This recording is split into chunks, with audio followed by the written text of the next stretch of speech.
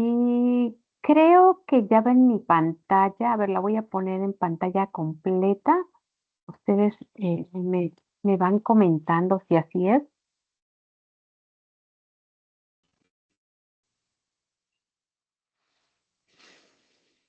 ¿Sí ven mi pantalla?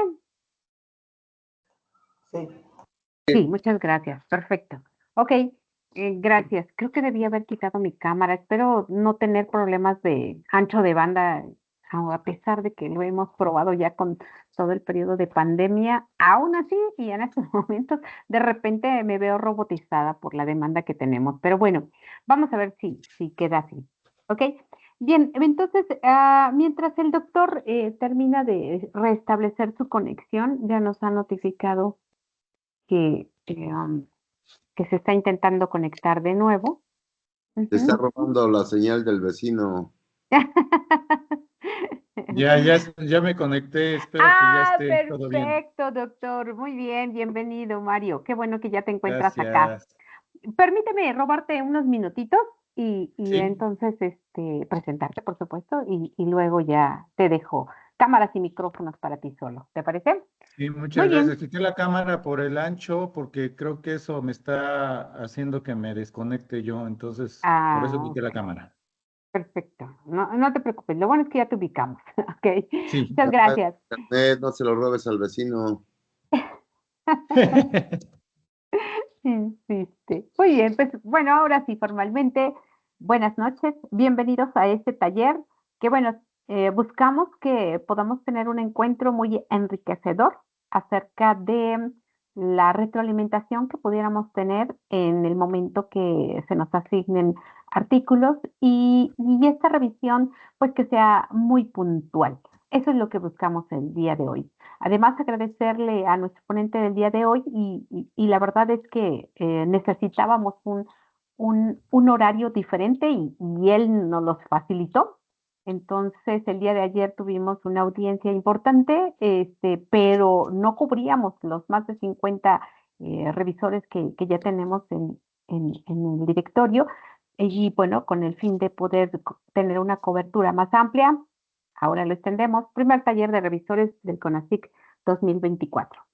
La convocatoria que nosotros lanzamos, bueno, los tiempos ya los tenemos comprometidos para que este seminario se lleve a cabo y por tanto hagamos la retroalimentación. Nuestro congreso es virtual, pero el producto de hacernos envío de sus trabajos terminados o en proceso, bueno, pues eso se publicarán como capítulo del libro o como un artículo dentro de la revista que ahora les voy a comentar que ya tenemos incluso un año en convenio con la Universidad Autónoma de Yucatán. ¿Ok? Y es que las reglas de operación queremos reforzarlas con ustedes. El objetivo es que nuestros autores atiendan de manera puntual esas observaciones y pues sí, de manera detallada para hacer más evidente su contribución y la verdad sí también para facilitar la toma de decisiones y el proceso de edición, lo cual pues resultará en un trabajo más enriquecedor eh, y bueno, las observaciones, si son atendidas independientemente del dictamen, seguro favorecerán la presentación del trabajo, ¿no? Eh, bueno, pues la justificación, pues nuestro congreso se realiza año con año y en esta emisión 2024 también tenemos un convenio de colaboración con la Universidad de Yucatán para que en su revista Abstract Session and Publication podamos tener la publicación de los artículos que obviamente cumplan con el impacto requerido, ¿no? Y pues además una selección de los mejores artículos serán invitados a con una versión extendida a la publicación de la revista indexada JCR del IPN. Tenemos algunos convenios de colaboración y es aquí donde le pido al doctor Gustavo Rubín apoye para que ustedes puedan conocer pues el impacto que ya tiene nuestro congreso y por tanto el reconocimiento, la vista que tendrían los trabajos que ustedes nos ayudan a evaluar. Entonces, doctor Gustavo, adelante por favor. Sí, claro que sí. Bueno, gracias, maestra. Buenas noches a todos. El Congreso ha estado auspiciado y no necesariamente patrocinado, pero sí en comunicación continua con el Instituto Politécnico Nacional mediante nuestro organizador o colaborador honorario, el doctor Humberto Sosa Azuela, y lo mismo con el Centro de Investigación en Computación. Además con la Sociedad Mexicana de Inteligencia Artificial y la Sociedad Mexicana de Ciencias de la Computación. Es importante que no hemos perdido tampoco la vinculación con la IEEE y bueno, este año, bueno, les tenemos noticias muy importantes porque no solamente estamos ya con esta organización a nivel estatal, sino ya a nivel Latinoamérica y que bueno, pues contaremos con invitados especiales y con realmente bastantes eh, estrategias de impulso, tanto para nuestros investigadores como para nuestra comunidad estudiantil y académica en general. Sí, entonces por eso es que también es muy importante todo este arbitraje que sea muy profesional. Es una formación para nosotros y para el comité editorial también. Bueno, la estrategia que no es distinta a la que se lleva en muchas revistas de impacto y de alto impacto es justamente que los artículos, ya sea para la revista de Yucatán o para los capítulos del libro, pasan por un proceso de selección estipulado claramente en un protocolo en el cual primero pues el comité editorial lleva a cabo una revisión viendo la pertinencia de los trabajos. Posteriormente se pasa a una asignación de revisores en los cuales se considera su expertise, por lo cual también les harán llegar más tarde un formulario en el cual ustedes colocarán sus áreas de interés para revisar. Finalmente, bueno, no finalmente, sino enseguida, estas observaciones del comité revisor, bueno, pues son llevadas nuevamente al comité editorial. El comité editorial tiene que validar esta información, ¿sí? Es por eso que nosotros nos vemos no en la necesidad, sino en el trabajo constante de estar formando a nuestros revisores para que las observaciones sean nuevamente vertidas a nuestros autores una vez que sean validadas. Es importante que esas observaciones sean lo más objetivas, de tal manera que busquemos el crecimiento de nuestros autores. Los autores requieren saber si son de calidad sus trabajos y por qué son de calidad.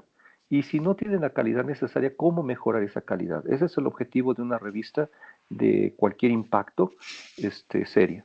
Bueno, si enseguida se hace un dictamen preliminar, posteriormente se pasa a la corrección de observaciones y nuevamente al comité editorial cuando se vuelve a validar y se genera una dictaminación final.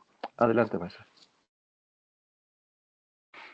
Estas reglas de operación son muy claras, pero pues en lo general son 4 aspectos que hay que cubrir, que es llenar una rúbrica en la cual pues está disponible en EasyShare. La tratamos de hacer lo más detallada, en su momento la podrán observar y podrán interactuar con ella. Posteriormente, pues hay que justificar detallada y objetivamente estas observaciones. Los campos ya están diseñados para eso y pues esperamos aquí que viertan sus comentarios. Posteriormente, ser muy claro y puntual en las observaciones, cosa que es el objetivo de este taller. Todos somos especialistas, ¿sí? Pero lo importante es que el autor reciba esa retroalimentación y lo hagamos crecer independientemente de la calidad de su trabajo y sobre todo que el trabajo pueda tener una continuación, que pueda incluso ser el comité revisor como un comité incluso hasta tutorial para nuestros autores. Por eso queremos ser muy claros y precisamente que ustedes hagan observaciones también tanto a los autores como al comité editorial. Hay en el formato de la rúbrica un campo específico para comunicación con el comité editorial donde queremos saber igual objetivamente su opinión sobre el trabajo. Gracias, maestra. Adelante. Sí, incluso me voy a quedar en esta diapositiva porque es importante comentar que por cada artículo estamos asignando a 3 revisores. Uno experto en el área, digamos que si el impacto del trabajo contribuye dentro del área de programación, ¿ok? Entonces, nosotros lo que hacemos es asignarle 2 revisores más, aparte del especialista en el área de programación, uno en el área de hardware o arquitectura de computadoras y el otro en el área de matemáticas. Entonces, para nosotros es importante que no nos regresen el formulario diciendo que no es su área de expertise, sino desde su área, por favor, y de acuerdo a su experiencia, que la reconocemos que es amplia, ustedes nos pueden retroalimentar del trabajo que se tiene asignado, ¿ok? Entonces son 3 áreas las que nosotros manejamos en nuestra cartera de revisores y para nosotros es importante que desde ese punto de vista de cada una de ellas nos puedan vertir sus observaciones. Sí es cierto que buscamos una opinión académica y científica de usted, que es lo más importante para saber el peso de la contribución, pero también les queremos pedir que puntualicen cuestiones de redacción y también incluso de formato, ¿ok? Que cumplan el formato que se ha establecido en el cual tienen que escribir el artículo, ¿no? Entonces, todo esto lo concentra en la rúbrica que nos comentaba el doctor. Ajá, y lo que les pedimos es que no se limiten a decir si cumple, no cumple o medio cumple, ¿no? Permítanos conocer más a fondo sus impresiones desde el área en la cual ustedes tienen esa expertise, ¿no? Facilitan de verdad mucho el trabajo y los tiempos, nos ayudan a cuidar muchísimo los tiempos porque cuando tenemos un dictamen donde se dice no soy experto, no soy experto, no soy experto, la verdad es que tenemos que echar mano de otro revisor y entonces él empieza este proceso de evaluación y entonces nuestros tiempos se empiezan a comprometer, ¿ok? Sí buscamos, por supuesto, que en este CONACYT y los anteriores se siga viendo como un proceso de formación para los autores, pero buscamos que entonces la contribución pues tenga la calidad que nos exige el publicarla como capítulo de libro o la calidad que nos exige en la revista que tenemos convenio. Entonces, si nos ayudan ustedes a cuidar y a observar objetivamente todo esto, la verdad es que llevamos entonces en tiempo y en forma todo el proceso completo y bueno, pues hacemos los entregables pertinentes a autores con observaciones, obviamente al comité editorial para sus revisiones, pues a la misma revista para poder hacer la edición correspondiente y por tanto la publicación y en el caso del libro, pues al editor correspondiente para la publicación del libro. ¿Ok? Entonces, importantísimo, por favor, tómenlo como nota ahí para que sean o seamos tan puntuales, ¿no? Y bueno, ahora sí, si me permiten, voy a dejar de compartir para hacer la presentación de nuestro ponente, ¿verdad? Ok, doctor, si me ayuda a recuperar su CV para que podamos presentar al doctor Mario Rosain, que nos apoyará esta noche. De acuerdo. Bueno, tenemos para esta plática y este taller al doctor Mario Rosains López. Él es licenciado en Ciencias de la Computación por la Benemérita Universidad Autónoma de Puebla. Es doctor en Métodos y Técnicas Avanzadas del Desarrollo de Software para la Universidad de Granada, España, por la Universidad de Granada. Desde el año de 1994 a la fecha trabaja como profesor investigador de la Facultad de Ciencias de la Computación de la UAP. Es miembro del Cuerpo Académico Consolidado de Computación Distribuida. Sus áreas de interés son la programación concurrente y paralela, los sistemas distribuidos, la ingeniería de software, la programación orientada a objetos y el desarrollo de aplicaciones móviles.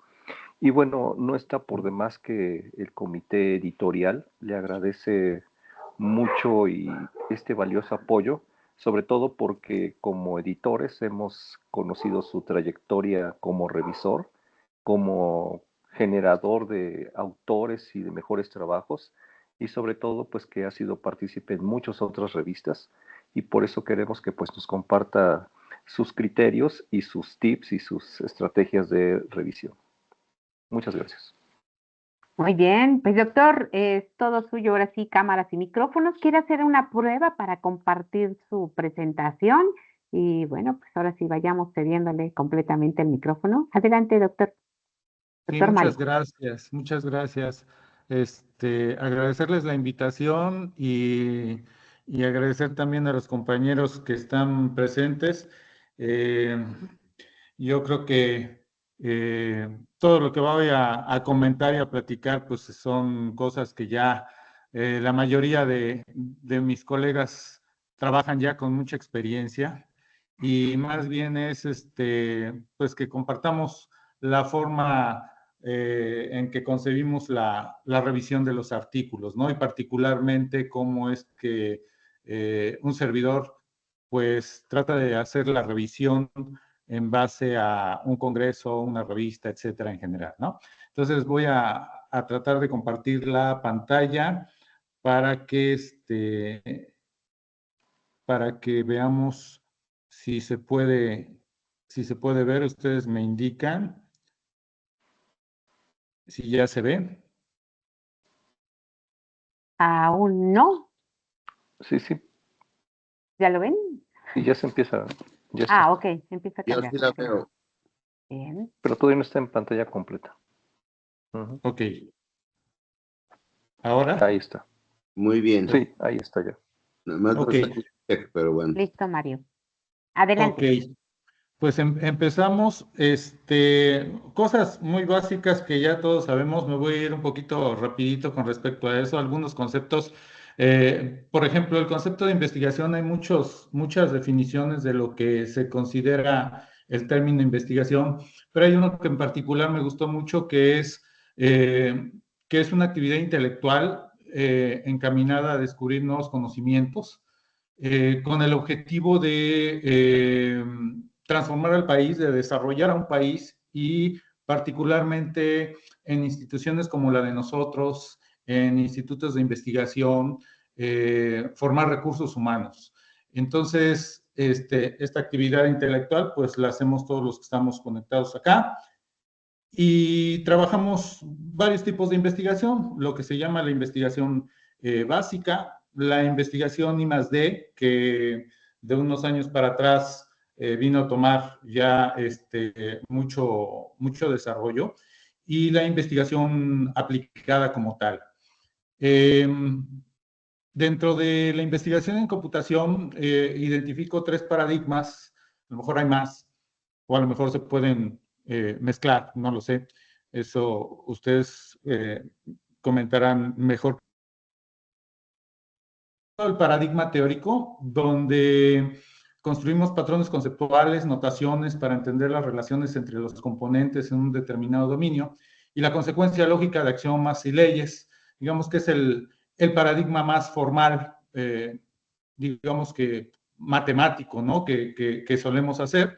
Y un algoritmo básico de cómo se lleva a cabo el paradigma teórico es, pues definimos el problema, que es lo que queremos resolver, los objetos de estudio, enunciamos la hipótesis sobre las relaciones entre esos objetos de estudio y hacemos la demostración, determinamos si esas relaciones planteadas son ciertas o no, e interpretamos los resultados y en base a eso, pues publicamos, ¿no? La originalidad que pudiera haber en este paradigma teórico de la investigación. Lo mismo el paradigma experimental, también llamado paradigma de abstracción o modelado, explora nuevos sistemas, arquitecturas, modelos en un campo de aplicación concreto a la luz de nuevos conceptos y teorías. Formulamos igual una hipótesis a seguir, construimos un modelo formal, hacemos una predicción sobre ese modelo, diseñamos el experimento, lo llevamos a cabo, obtenemos resultados, analizamos y publicamos. Y el paradigma de diseño, pues es donde construimos propiamente ya los sistemas informáticos, los sistemas computacionales para distintos campos de aplicación en distintas áreas. ¿Y qué es lo que hacemos? Pues prácticamente es lo relacionado a la ingeniería de software, ¿no? Establecemos los requerimientos del sistema, realizamos la especificación, diseñamos, implementamos, desarrollamos y probamos el sistema, ¿no? Y bueno, pues en base a los resultados, pues publicamos. Hay una metodología de investigación que se suele trabajar en general, que es la que muestro en este diagrama de flujo, ¿no? Se estudia hay un estudio del área particular en donde queremos incidir. Encontramos la motivación, es decir, el origen del problema. Planteamos los objetivos para poder llegar a una meta. Definimos un método para poder desarrollar nuestra propuesta, valoramos los resultados y si a la hora de valorar los resultados identificamos algún problema, pues nos regresamos a ver si ese problema tiene que ver con la motivación, con los objetivos, con las metas o la metodología y volvemos a valorar los resultados hasta que estemos de acuerdo en que ya tenemos los resultados finales que podemos publicar y hacemos dicha publicación. Entonces, en los objetivos se planifica el trabajo. No está prefijado el periodo de tiempo que puede tardar la investigación. Es en base, obviamente, a los resultados que obtenemos. A veces eso no se entiende por parte de algunos organismos que nos proporcionan ahí apoyos, ¿no? Y que requieren en un determinado periodo de tiempo los resultados, pero muchas veces eso no depende de un periodo de tiempo prefijado, ¿no? Y la reconsideración continua de los objetivos, de las metas, del método, etcétera, para poder llegar a un resultado concreto y publicarlos. En cuestiones de trabajos científicos, el trabajo científico escrito es la culminación de una investigación que ha llegado a un resultado que se supone que es original y que se ha de publicar para difundirlo. Los puntos importantes en un trabajo de investigación científico son tener algo que decir en ese trabajo, decirlo, es decir, escribir el artículo, publicarlo, callarse cuando esté dicho para que la comunidad interesada en ese artículo lo revise y de alguna manera identifique la originalidad o no de lo que se está escribiendo, la importancia de lo que se está publicando. Y es importante que esa publicación tenga un título adecuado y un orden definido, que en muchas veces pues son los templates de los congresos o de las revistas, los que nos dan la pauta de cómo escribir, no cómo, sino las partes en las cuales tenemos que redactar ese escrito. En general, un trabajo científico, pues ya todos lo sabemos, tiene un título, la afiliación de los autores, el abstract o el resumen, las palabras claves, una introducción, el cuerpo, que puede ser desde un análisis, diseño, la metodología, el desarrollo, los antecedentes, el marco teórico, estado del arte, etcétera, los resultados, discusión, conclusiones y trabajos a futuro y las referencias bibliográficas. Opcionalmente, algunos autores reducen esta estructuración de trabajo a lo que ellos llaman la IMRIT, ¿no? Que es escribir una introducción, un método, los resultados y la discusión. Pero bueno, en general yo creo que todos los que hemos escrito artículos en capítulos de libros o en revistas como tal, pues en general tenemos todas estas secciones, digamos, a considerar. En cuanto al estilo de los trabajos científicos, se sugiere que sea legible, es decir, que sea fácil de leer por la gente interesada en esos artículos, porque, bueno, pues hay gente que no va a estar interesada en leerlo, pero la gente que sí le interesa leer el artículo publicado, pues que sea legible, que sea ameno, es decir, que sea de interés para esas personas. Generalmente tratar de definir conceptos antes de utilizarlos, luego caemos mucho en que damos por hecho que el lector sabe las siglas de algo o las abreviaciones de algo, y no creemos en que hay que definirlo antes de utilizar. Y muchas veces abusamos de las referencias hacia adelante o hacia atrás, ¿no? Escribimos, y más adelante en el capítulo siguiente veremos, y después en un párrafo siguiente volvemos a decir lo mismo, y más adelante en el párrafo no sé qué, vamos a ver, o como vimos anteriormente, y a veces abusamos de esas referencias hacia adelante o hacia atrás.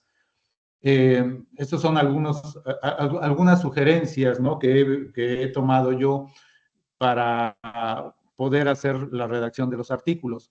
En cuanto al método, bueno, pues cada quien tiene su método de redacción de un trabajo científico, ¿no?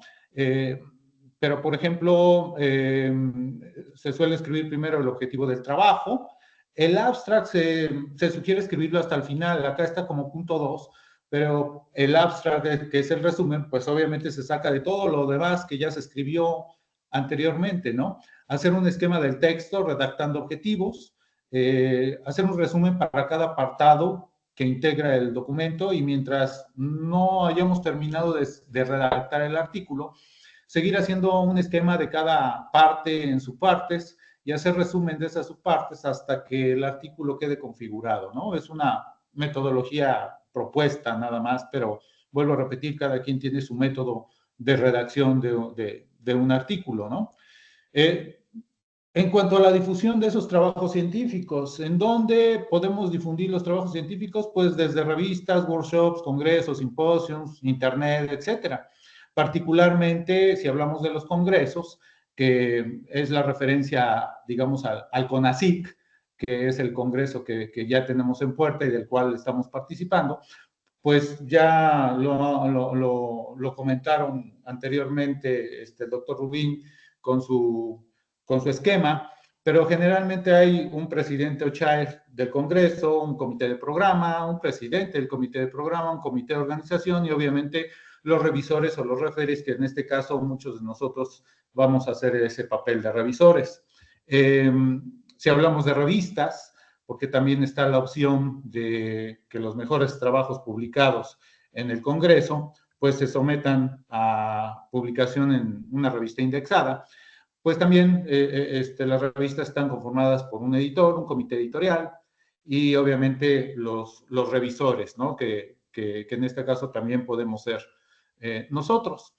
El tiempo que se tarda un congreso desde que hace el llamado a someter investigaciones originales hasta que se lleva a cabo el congreso, pues en promedio es más o menos de 7 meses, puede ser un poquito más, un poquito menos, pero bueno, desde que acaba el congreso ya se está pensando en la siguiente, ¿no? Hay una manifestación de interés que el Congreso deja por ahí de 2 meses para que los interesados empiecen a revisar los detalles del Congreso. La recepción de los artículos se lleva a cabo durante los primeros 3 meses en general, a partir del llamado de sometimiento de trabajos. Se empieza a hacer la revisión, se hace la notificación a los autores sobre la aceptación, rechazo, modificación de la investigación que propusieron, del artículo, y se pide una versión definitiva por ahí pasando los 5 meses a partir del llamado de los congresos en general, ¿no? Puede haber congresos rápidos, por ejemplo, los workshops o congresos un poquito más lentos en cuanto a su organización. En cuanto a las revistas, pues no hay llamados como tal, ¿no? Se puede someter el artículo en cualquier momento a la revista. La publicación de las revistas generalmente son periódicas. Hay revistas que sacan 2 artículos al año, 3 artículos al año, dependiendo de la revista. Se hace la recepción del artículo por parte de la revista y generalmente entre 6 y 9 meses se establece la notificación a los autores para que trabajen un mes más sobre la modificación que se les está pidiendo hacer, para que ya se queden las versiones definitivas se hagan las correcciones de imprenta y se publique el volumen de la revista con los artículos ya aceptados, que lleva un promedio de un poquito de más o menos 4 meses, por ahí aparte de los 6 meses que tarda la revista, dependiendo, vuelvo a repetir, de la periodicidad de la publicación de los números de las revistas. Todos estamos ya, los que estamos acá acostumbrados a tener formatos de revisión. Generalmente se utilizan ya sistemas como el Lazy Chair, donde ahí nos definen la pauta de la revisión, pero generalmente los revisores pues tenemos una serie de información personal que hay que colocar en algún lado de ese espacio para después establecer ya la revisión en base a una serie de criterios, donde dependiendo nuevamente del congreso de la revista, los criterios pueden ser muchos, pueden ser pocos. Este es un ejemplo de lo que solía ser un reporte de revisión de un artículo en algún congreso, donde se suele revisar la importancia del tema, del artículo, la relevancia, la claridad del artículo, la relación con la literatura, la parte del diseño, de la investigación, el análisis de datos, el uso de la teoría, etcétera, etcétera, ¿no? Y en base a eso, pues poner un score y en base a ese score, pues decir si se acepta con revisiones menores, si se acepta con revisiones mayores o si se rechaza, que en general son las 4 opciones que a veces nos dan en los congresos o en las revistas para poder evaluar un artículo y decir si se acepta o no, y si se acepta con revisiones que tienen que ser consideradas y corregidas, o si se rechaza. Bueno, cuando empieza uno a revisar un trabajo científico, en cuanto a contenido, yo suelo basarme en estas 4 cosas que yo considero parte importante de un artículo para seguir continuando con la revisión del mismo, que es su título, los autores y la afiliación. Me parece que es filiación y no afiliación, creo que está mal escrito ahí. El resumen o el abstract y las palabras claves. En cuanto al título, el objetivo es identificar, si el artículo, identifica el tema de la investigación, el título debe de comunicar la idea principal del artículo, el propósito de estudio, debe de servir para poder atraer la atención de los lectores y suscitar su interés. Los errores comunes en los que solemos caer cuando redactamos el título es que a veces usamos palabras ambiguas o vagas o abreviaturas, volvemos a las abreviaturas o a las siglas, que muchas veces damos por hecho que el lector conoce y que no necesariamente es así. A veces colocamos títulos demasiado largos o demasiado cortos, y hay un exceso, falta de preposiciones y artículos a la hora de redactar el título.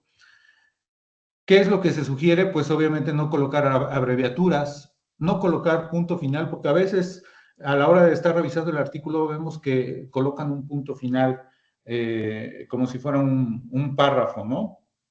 Que impacte y que suene bonito al leerlo, es un tanto subjetivo, ¿no?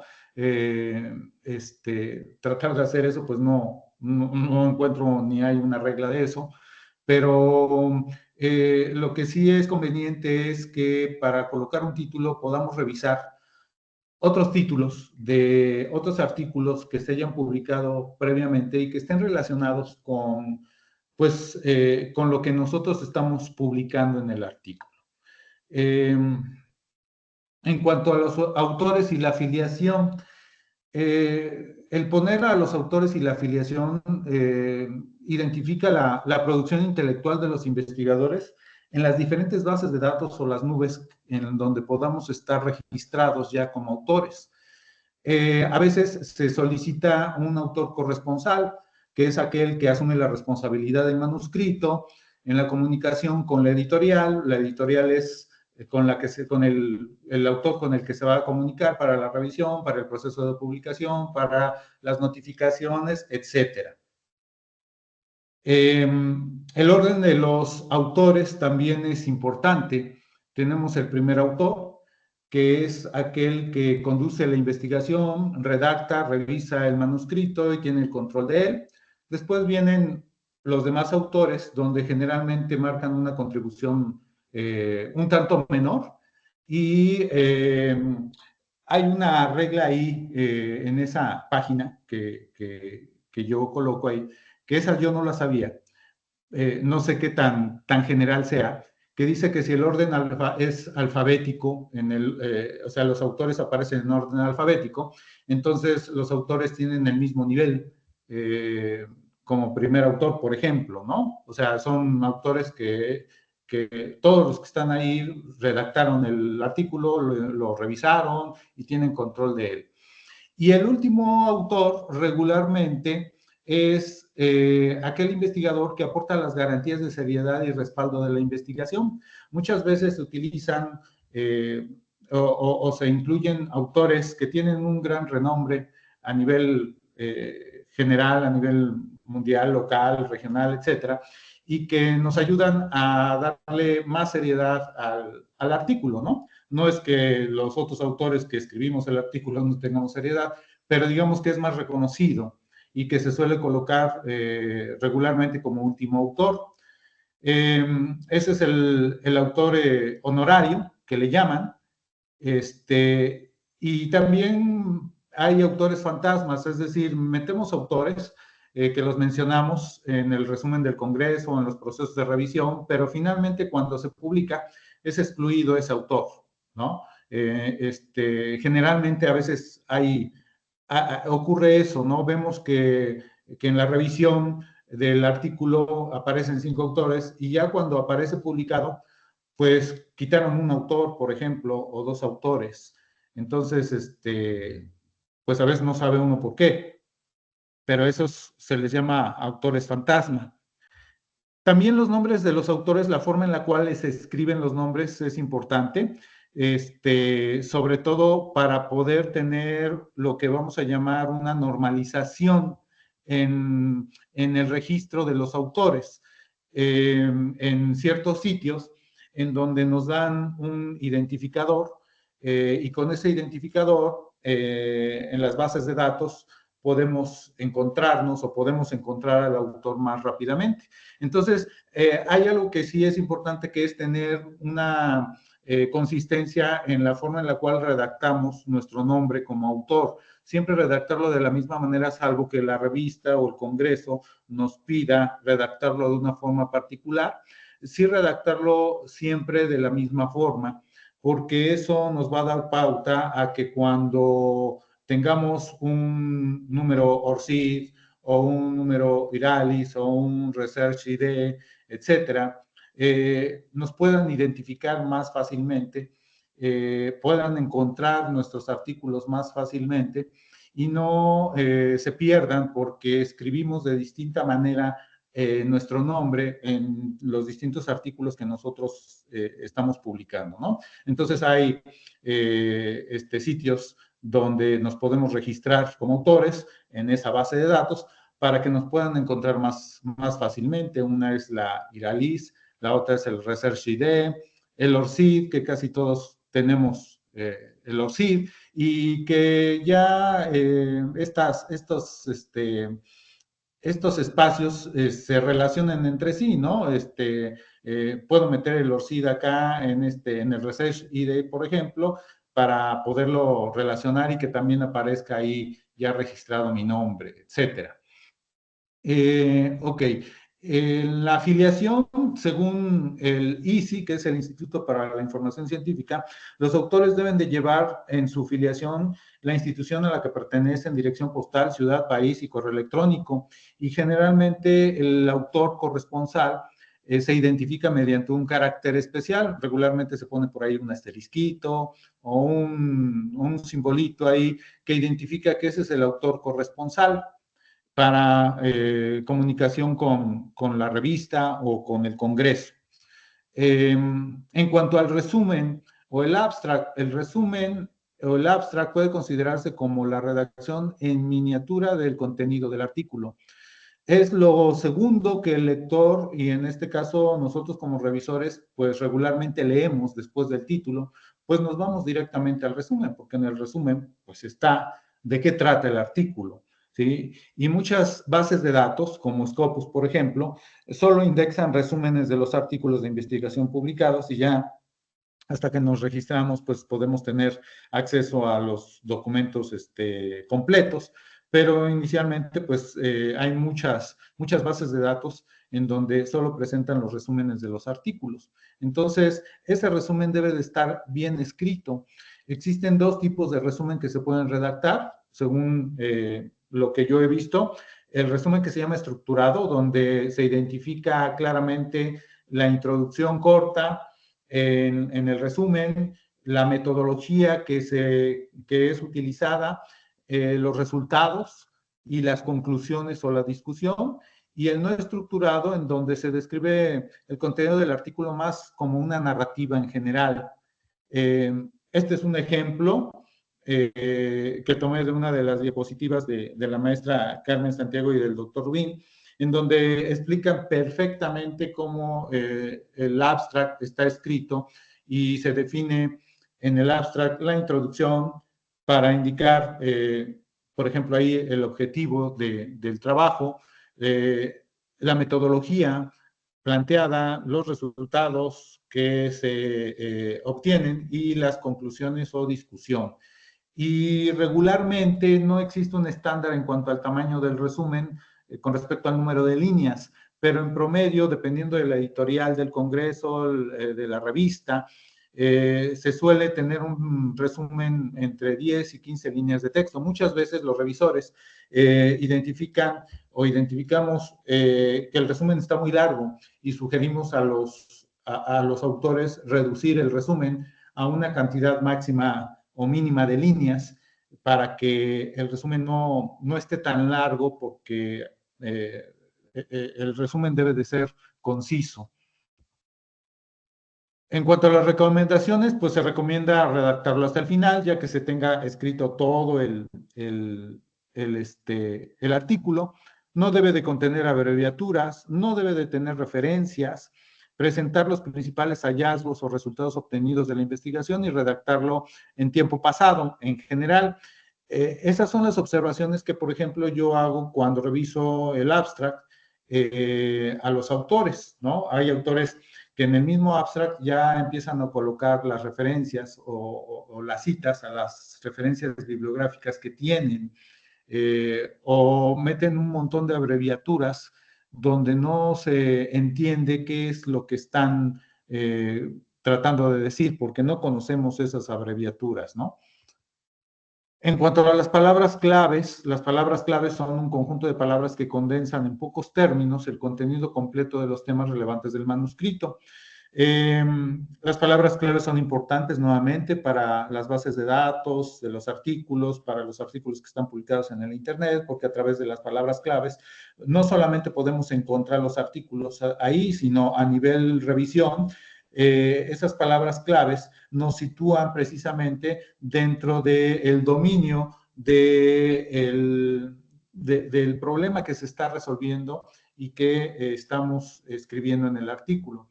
Generalmente son de 3 a 5 palabras reservadas, dependiendo de las políticas de las editoriales o de los comités, pero no son muchas, ¿no? Las sugerencias es evitar en lo posible usar términos susceptibles de una interpretación amplia, evitar el uso de abreviaturas, escribir el máximo de palabras claves permitidas y no repetir palabras que están en el título del artículo, ¿no? Sino más bien palabras que tienen que ver con el contenido del artículo en general, ¿no? Y bueno, esas 4 partes a mí me dicen mucho de lo que voy a ver más adelante en el artículo. Por eso hago mucho énfasis en esas 4 cosas que me sitúan muy bien en cómo va a estar el contenido del artículo en sus demás secciones. En cuanto a la introducción, por ejemplo, siempre tiene que haber una introducción en un artículo, se define cuál es el problema a resolver, quizá escribiendo antecedentes para la comprensión de los resultados de investigación por parte del lector, la justificación, fundamentos, objetivos, metas, etcétera. La introducción debe proveer al lector de información suficiente para que pueda comprender y evaluar los resultados sin necesidad de consultar otras publicaciones o incluso el resto del documento, porque en la introducción se suele colocar al final cómo está estructurado el documento, cuántos capítulos tiene y en cada capítulo qué es lo que se ve en general, ¿no? Muchas veces se revisa la introducción, a veces los autores no escriben esa parte como parte final de la introducción y se les sugiere colocar un párrafo final donde se explique cómo está estructurado el documento en cuanto a sus secciones.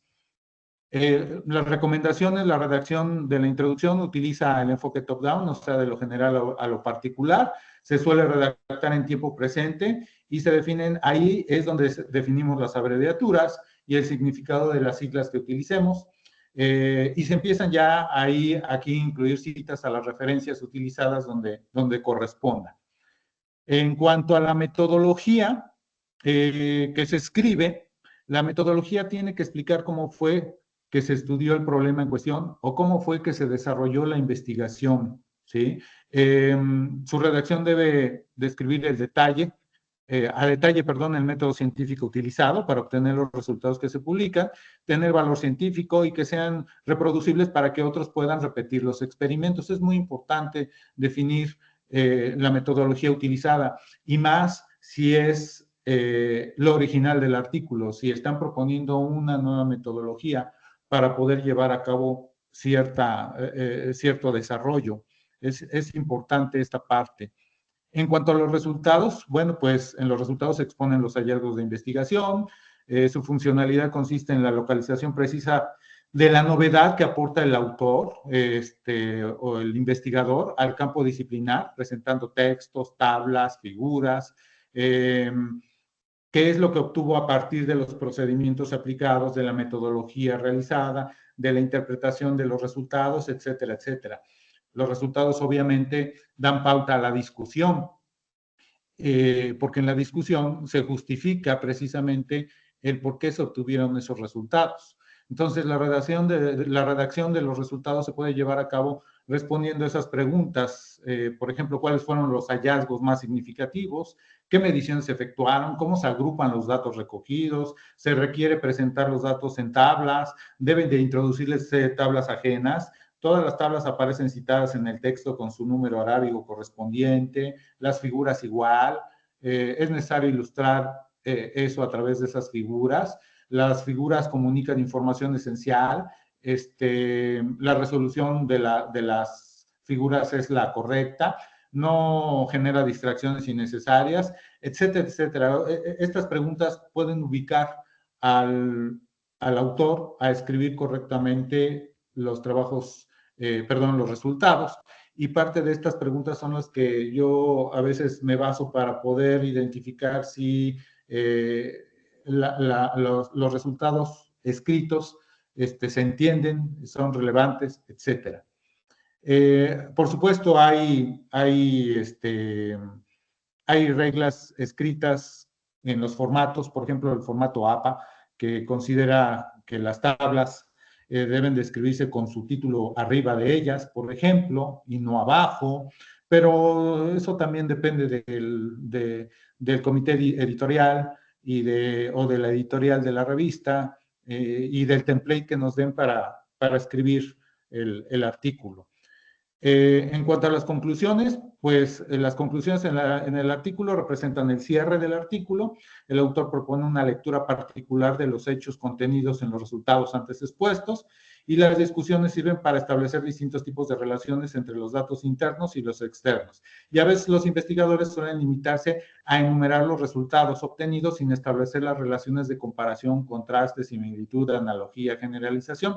Esa es una parte en la cual yo también, cuando reviso algún trabajo, intento verificar en las conclusiones. Muchas veces veo conclusiones con viñetas, por ejemplo, o numeradas, número 1 y definen algo o concluyen algo, número 2, número 3, número 4, y yo siempre les hago la observación o la sugerencia de que eso que escribieron numerando las conclusiones o con billetas debe de ser escrito en un solo párrafo, estableciendo esas relaciones de comparación, contraste, similitud, etcétera, y que sea algo más platicado, más narrado, y no a través de una serie de listas que se pongan en las conclusiones.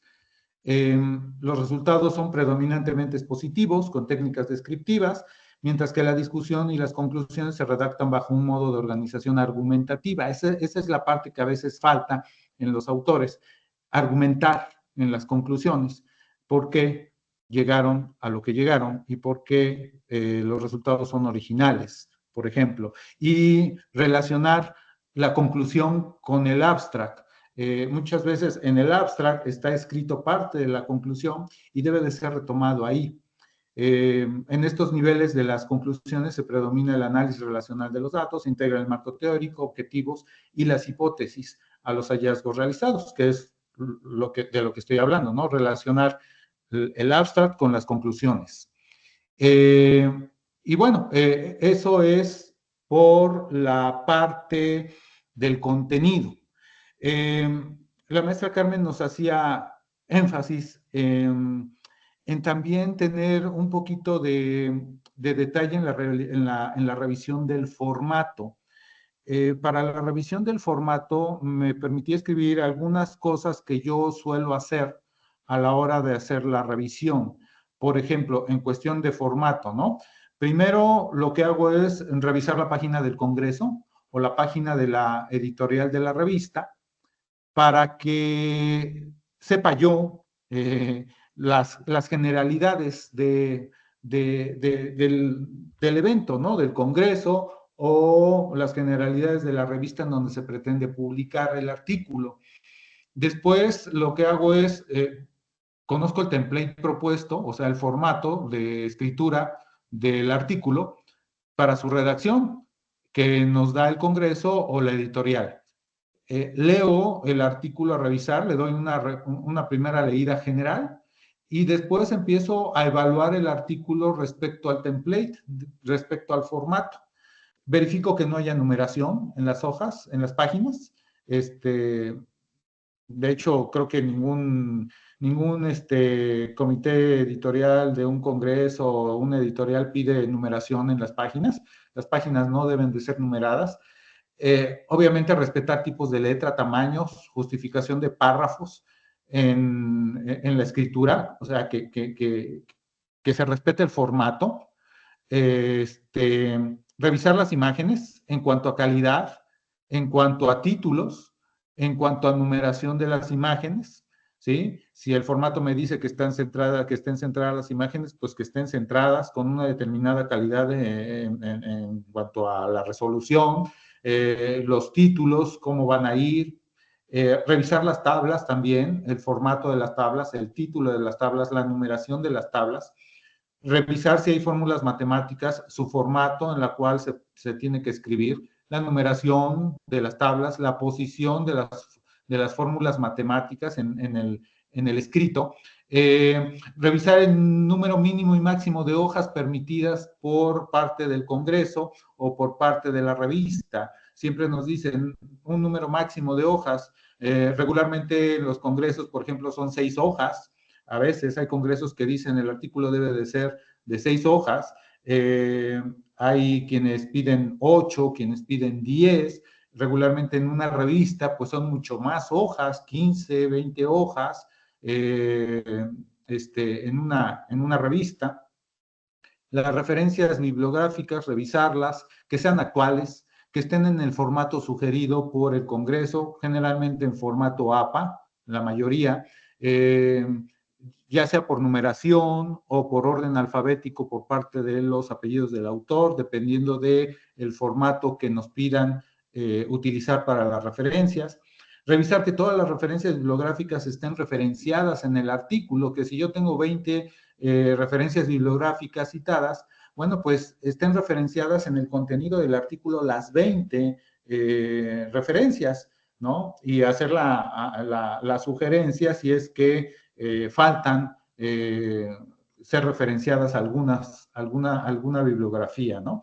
Revisar la estructura del artículo en cuanto al título, los autores, la afiliación, las palabras claves, el abstract, que tenga una introducción, quizás un marco teórico, antecedente, estado del arte, metodología, desarrollo, discusión, conclusiones, trabajos a futuro, bibliografía, etcétera. O sea, en general ya todo el artículo. Si es una revisión ciega, pues verificar que no aparezcan la afiliación y los nombres de los autores, no solamente en la parte del título y de la afiliación, sino también en las autocitas, porque a veces los autores nos autocitamos en las referencias bibliográficas y ahí tampoco debe de aparecer el nombre de los autores, ¿no? A veces es muy fácil, que no ponen el nombre de los autores en la primera hoja, pero hasta el final en las referencias sí aparecen y es muy fácil identificar a los autores, ¿no? Obviamente la parte ética del revisor, la parte del conflicto de interés, si hay conflicto de interés, pues comentarlo, decir no puedo revisar este artículo porque tengo conflicto de interés, y en la revisión también nos piden que indiquemos qué tan expertos somos en el área en la cual se escribe el artículo, ¿no? Si somos expertos o si somos medio expertos o no tenemos mucha experiencia en cuanto al tema del artículo. Esa parte también me parece importante en cuanto a la revisión. Otra cosa es lo que mencionaba también la maestra Carmen, el doctor Rubín.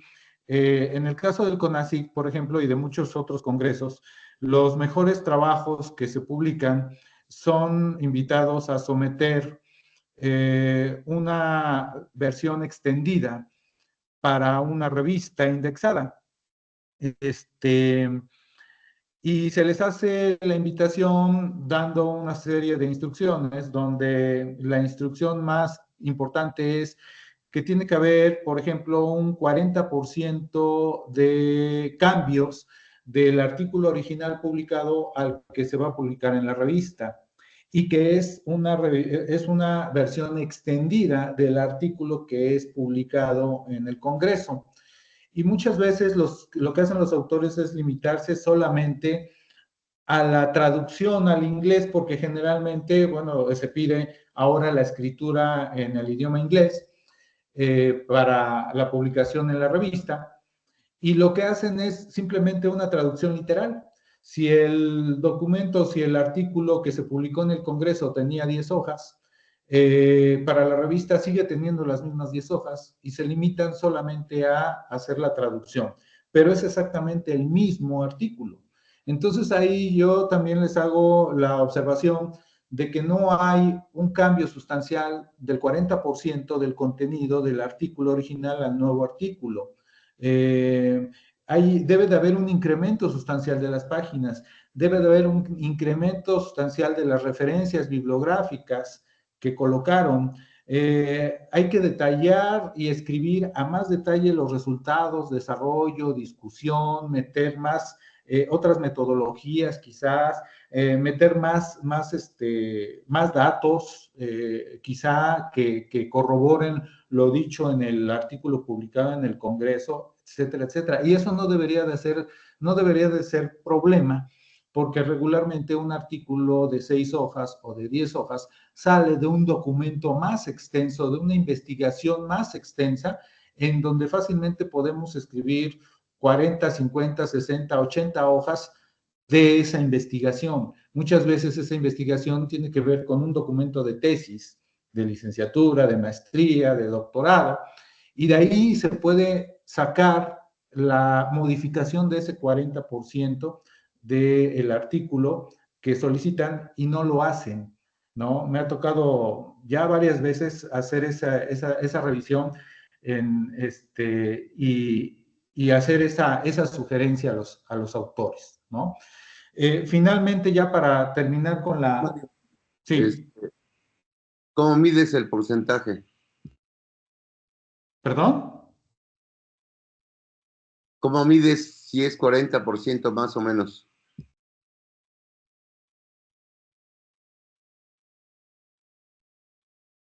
¿Sí me oí? Hola. Sí, sí, te escuchamos, pero no sé si el doctor Mario te escuchó. Ah, ¿qué crees? Ya salió de la Se sesión. encabronó y se fue. Dice, ya voy a dormir. No tuvo un inconveniente. Bien, mientras llega el doctor Mario, me voy a permitir compartir el pase de lista, ¿les parece? Para que ustedes me puedan hacer la lectura de este código QR. Y Ya regresé. entonces, Mario, dame un segundito. Que pasen lista, perdón. Yo sé que Sí. usted No, tuvo no, que salir al sanitario. sí, es que me sacó del internet, entonces ya me volví a conectar, perdón. Sí. Gracias por reconectarte y les pido si con su celular leen este QR y nos hacen favor de darnos datos que vamos a precisar para todo el proceso de generación de constancias y demás, ¿ok? No hacen tan complicado. Nada más la lectura del QR y listo. Bueno, y ya darnos sus datos A ver, dime completos. cómo se hace eso. Ponga su cámara, abra su cámara del celular y diríjala hacia el rectángulo. No, es un cuadrado que está en el centro de la pantalla. ¿Ya lo tiene? Lo voy a quitar para que el doctor Mario pueda continuar. ¿Ok? Bien, dejo de compartir. Y ahora sí, doctor, todo suyo. Sí, Cámaras y muchas micrófonos. gracias. Había preguntado algo el doctor Lavalle, entonces, no lo alcancé a escuchar. Ajá, decía que ese 40%, ¿cómo lo calculas? A mí eso me parece difícil de hacer. Sí, sí, es difícil porque, o sea, yo no tengo un parámetro para verificar el porcentaje, digamos, tal cual, pero sí me puedo dar cuenta si el artículo es diferente en el desarrollo, la metodología y en los datos, sobre todo en los datos que el autor coloca, por ejemplo, en su artículo que publicó en el Congreso, donde tiene que ser primero otros datos, y después a lo mejor el mismo análisis, pero ya otras gráficas, otras tablas, otros resultados sobre lo mismo, y con eso uno va contrastando la diferencia de lo publicado en el Congreso con lo que quiere publicar en la revista.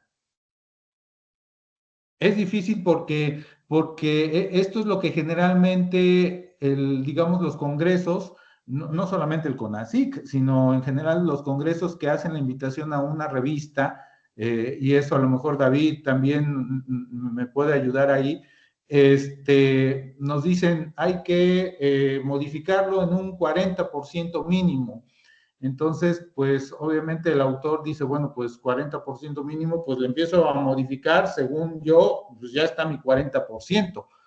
Pero sí, yo no tengo un parámetro para medir el porcentaje.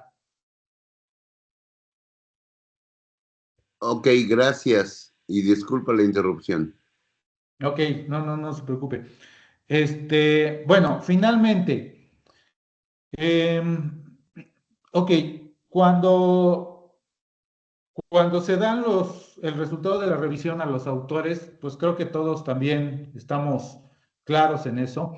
La publicación de los resultados de la revisión a los autores tiene que ser de manera propositiva, siempre sugiriendo a los autores las correcciones, las modificaciones, las anexiones o las supresiones para la mejora del artículo, con el fin de que sea publicado en un posterior intento, si es que el resultado es rechazado, por ejemplo, o si es publicado con observaciones que tienen que ser atendidas.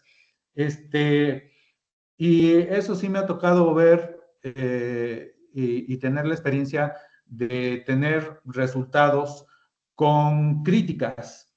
Y bueno, las críticas también se valen siempre y cuando sean constructivas, pero muchas veces hay hay revisores que publican sus resultados de la revisión criticando y haciendo menos el trabajo de los autores, que aunque la revisión sea rechazar, yo creo que hay que reconocer el esfuerzo que hace el autor o los autores para escribir lo que escribieron. Muchas veces la publicación del artículo no es para que lo acepten, sino precisamente para que el autor eh, lo someta a revisión y los revisores le indiquen cosas que están mal para poder empezar a corregir con miras a una posible aceptación o en otro lado, o en otro congreso, o en el mismo congreso el año siguiente.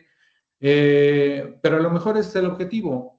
Ya está claro, o el autor tiene claro que no va a aceptarse el artículo, pero sí le sirve la revisión para saber exactamente qué puede mejorar de él. Entonces, pues los resultados que sean de forma propositiva, hacer recomendaciones a los autores más que hacerlo de forma imperativa y que los autores identifiquen claramente lo que tienen que modificar o anexar para que su artículo pueda ser aceptado, vuelvo a repetir, ya sea ahí mismo o en un futuro. Eh, Resaltar el aporte del artículo, eso también nos los piden. Sí, Carmen. Gracias, doctor Mario. Tenemos una mano levantada para no llevarlo hasta el final. El Sí. doctor Ignacio se encuentra levantando la mano. Adelante, doctor, puede abrir su Hola, micrófono. fantástico día como todos. Oigan, gracias no soy doctor, soy maestro en ciencias también. Bueno, aprovecho para saludarlos a todos, a Mario. Yo estudié electrónica, salí de ahí con ustedes. De hecho, creo que casi todos los conozco, al menos de vista, Sí. de cuando éramos jóvenes en la década de los 70. Bueno, hoy seguimos siendo jóvenes de otra manera. Oye, Mario y todos, nada más, sí, ya somos jóvenes maduros.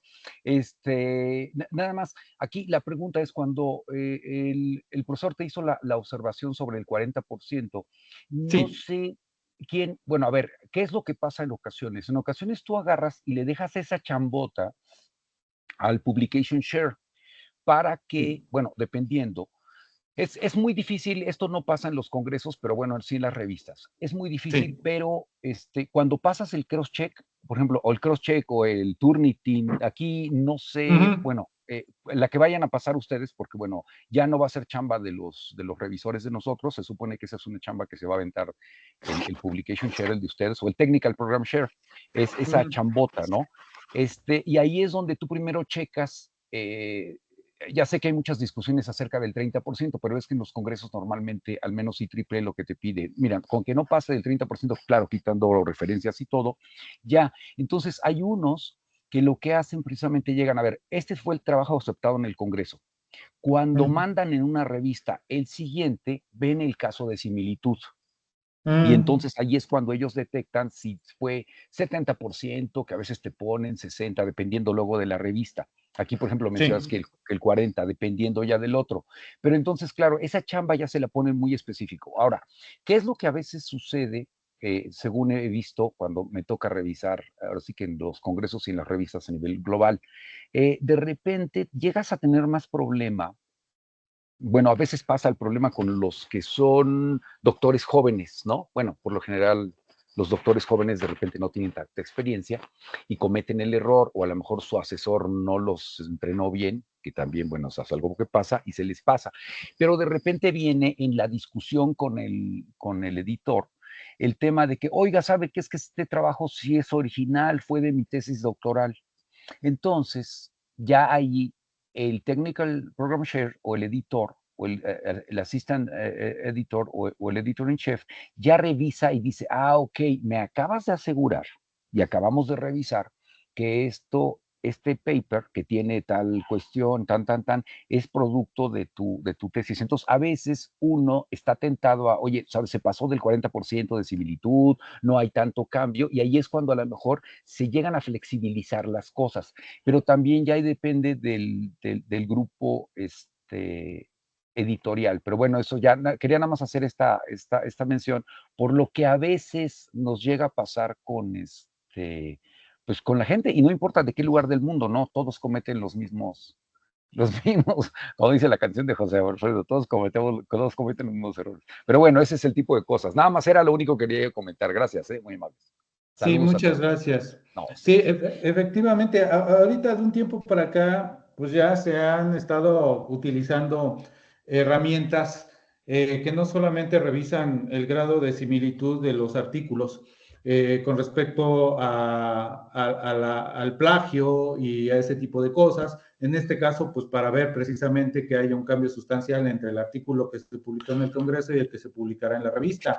Sino también hay el Turnitin, por ejemplo, pues revisa también, entre otras cosas, si hay uso de la inteligencia artificial en la redacción del artículo, ¿no? Si utilizaron cosas como ChatGPT o algún otro programa o sistema que haya salido de inteligencia artificial y que no haya sido escrito de forma original por parte de los artículos.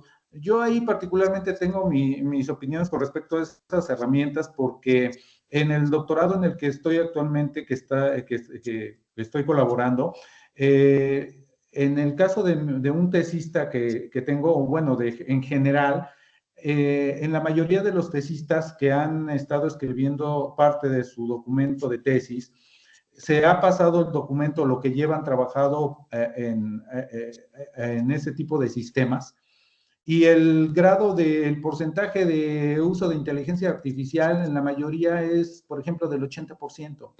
Y ocupan otro sistema para ver el grado del uso de la inteligencia artificial y les da el 20%. Y otro sistema les da el 60%. Y en el grado de similitud con otros trabajos, pues pasa a razón de lo mismo.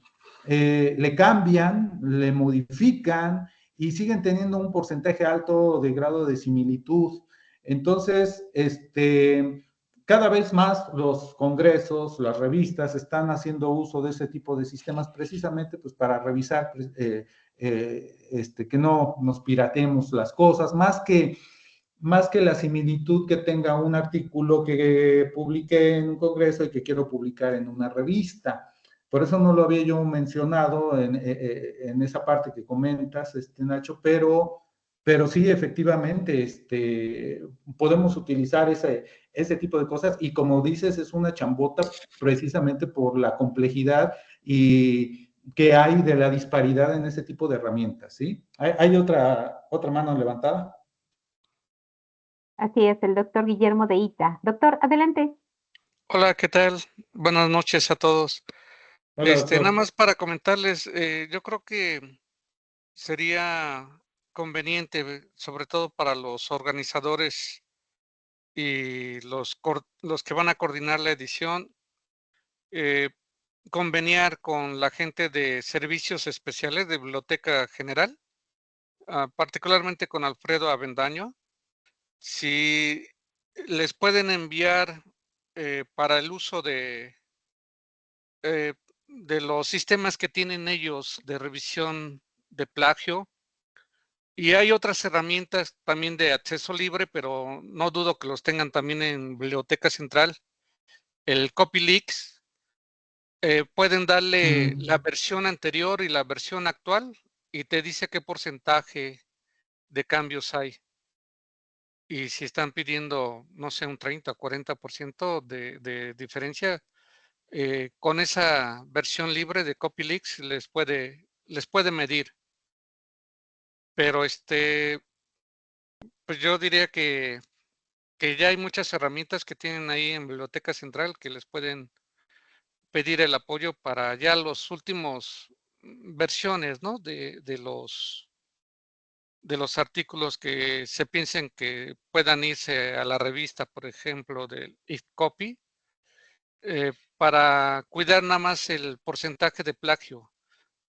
Y luego los revisores no tienen acceso a esa, o no lo hacemos porque se supone que eso lo puede, o lo debería de hacer quien coordina la edición y pedírselo a la Biblioteca Central que checara esa parte. Eso es todo, gracias. Gracias, doctor. Sí, además yo creo que sí conviene porque esas herramientas que tiene Biblioteca Central de la UAP son herramientas que se pueden usar muy completas porque tienen toda la licencia. Por ejemplo, el Turnitin, cuando yo lo acceso de forma local, personal, entrando a la página de Turnitin, pues está muy limitado. Pero si accede uno con una cuenta o con la cuenta institucional, dándonos los permisos, biblioteca para usar el Turnitin institucional, pues ahí podemos sacarle jugo a todas esas herramientas, ¿no? Y poder hacer ese tipo de cosas, como dice el doctor, y estar mucho más cerca de esa medición que decía el maestro Lavalle, ¿no? El doctor Lavalle, ¿cómo medir ese 40%, ese 30%? Pues con esa herramienta que el doctor de ITAC menciona, ¿no? Entonces, creo que eso es importante. Sí, Carmen, adelante. Sí, muchas gracias, doctor Deita, doctor Mario. Efectivamente, fíjense que desde el año pasado hemos tenido a bien estar en colaboración con Biblioteca Central. Nos dieron una cuenta para pasar todas las contribuciones por Turnitin. En diferentes momentos lo hemos hecho, pero le tomo la palabra, doctor Guillermo. Copylist lo vamos a tener presente para facilitar la segunda vuelta, ¿no? En observar esta contribución de más del 40%. Sí, muchas gracias. Vamos para allá. Adelante, María. Ok, pues ya nada más para terminar, lo que también todos hacemos cuando revisamos los artículos, es importante resaltar el aporte del artículo y escribirlo como parte de los resultados de la revisión a los autores, resaltar el aporte del artículo que nosotros identificamos, resaltar la originalidad del artículo o la no originalidad del artículo, para que los autores sepan, incluso si identificamos elementos que ya están definidos en otros artículos, en cuanto a la originalidad, pues incluso mencionárselos y hacerles la sugerencia de que revisen esos artículos para proponer una modificación a la propuesta original que ya está publicada en otro lado, por ejemplo. La relevancia del artículo respecto a la temática del Congreso. Muchas veces proponen artículos cuya temática pues dista un poquito de la temática del Congreso, ¿no? Eso también yo creo que es importante que los artículos estén centrados dentro de la temática del Congreso. Afortunadamente hay congresos en general de la disciplina computacional, como lo puede ser el CONACYT, donde hay varias líneas, varias áreas y no se limitan a nada más esas, ¿no? Entonces ahí pues no hay mayor problema, pero sí hay congresos dedicados donde sí hay que revisar esa parte de la temática del artículo con respecto a la temática del Congreso. Y muchas veces, bueno, pues también el Congreso solicita que identifiquemos o que sugiramos nosotros como autores si la revisión de ese artículo merece la pena para que sea considerado como un artículo o el mejor artículo, porque a lo mejor hay un concurso o van a premiar o van a hacer una mención honorífica acerca del mejor trabajo de investigación realizado, y eso también a veces es importante con respecto a las opiniones de los revisores, ¿no? Y bueno, esas son en general, digamos, lo que yo suelo considerar cuando reviso artículos, y supongo que los demás colegas estarán sobre lo mismo y a lo mejor más cosas que yo no estoy considerando.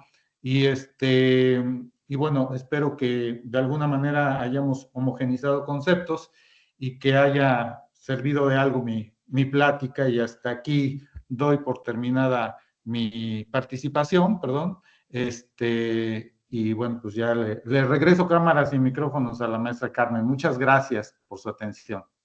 Oh, gracias, doctor Mario. Yo creo que se merece un aplauso, por favor. Claro que sí. Gracias, ¿Verdad que gracias. sí? Claro que sí. Y si bien la verdad todos merecen mi reconocimiento, todos los asistentes, igual que al doctor Mario, la verdad es que nos han presentado ahorita una serie de tips, nos han refrescado la memoria, de tal manera que, bueno, pues tengamos consideraciones en el momento de realizar la evaluación. Este, para nosotros es muy importante que estas consideraciones y las que ustedes tengan en su No, top ya de dando mejores tips. prácticas las tengan y de esta manera entonces en su retroalimentación, aunque insisto, sí esperamos su opinión académica y su, por supuesto, opinión científica, para nosotros es muy importante que se desplayan con todo el argumento necesario, no hay limitación en eso y de verdad que van a facilitar el trabajo de uno como autor para crecer, para seguir mejorando y por otro lado también el trabajo del editor en la toma de decisiones. De verdad, hemos tenido algunas complicaciones y la verdad es que nosotros queremos seguirlo haciendo de manera este, sin ver a quién, pues, y por el contrario, aportar y apoyar para que nuestros trabajos que se publiquen, y ahora me puse en el papel de autor, ¿verdad? En los trabajos que se publiquen sean de una mejor calidad, tengan un mayor impacto y por supuesto que en este crecimiento como autores, pues también nosotros crecemos como revisores, porque de verdad debo reconocer que se requiere de tiempo y yo diría de mucho tiempo, ¿no? Porque me ha tocado revisar áreas donde yo no trabajo y aprendo muchísimo, pero obviamente le invierto, tengo que hacer búsquedas y demás, ¿no? Entonces sí, mis respetos para cada uno de ustedes, por supuesto, por el tiempo, por la dedicación, por la investigación que incluso hacen para tener una precisión en su aporte de revisores, pero bueno, pues queremos que nos ayuden a hacerlo todavía mejor para que sus argumentos pues no permitan un debate tan amplio lo digo porque sí lo hay, ¿no? Sí lo hay, el comité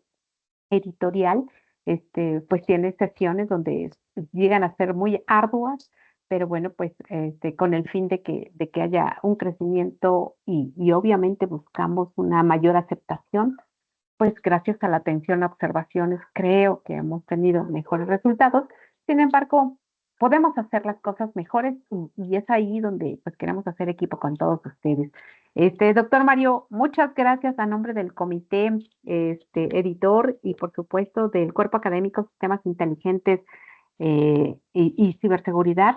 El tiempo, la disponibilidad, la preparación de su material, el poder compartírnoslos, ¿no? Porque además luego pues decimos que es nuestro, pero hoy agradecemos que lo haya hecho y seguro pues tomamos nota, insisto, es un refresh de lo que seguramente mis compañeros hacen y hacen muy bien, pero bueno, insisto, queremos hacerlo mejor.